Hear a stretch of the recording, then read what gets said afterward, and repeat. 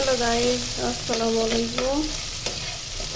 আপনাদের সামনে আবার একটা রেসিপি নিয়ে আসছি। আমি রান্না করব বাইম মাছ। এই দেখুন, ছুলে মশলাটা রান্না করব। এই যে দিয়ে দিলাম কড়াইতে দিয়ে দিচ্ছি একটু তেল, কাঁচামরিচ ফালি আর পেঁয়াজ কুচি। সুন্দর করে লাল লাল করে ভেজে নিয়ে সাথে দিয়ে দেবো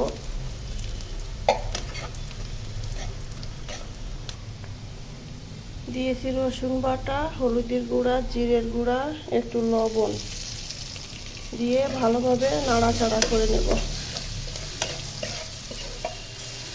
ভিডিওটা পুরো দেখবেন।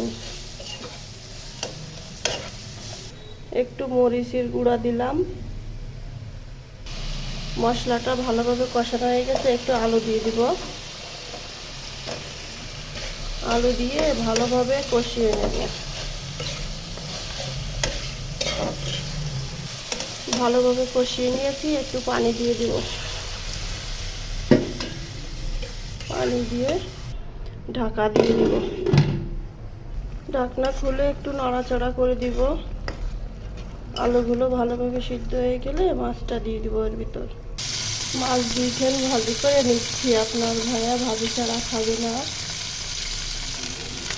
মাছ ভাজা হয়ে গেছে, দেখুন কি সুন্দর লাগছে।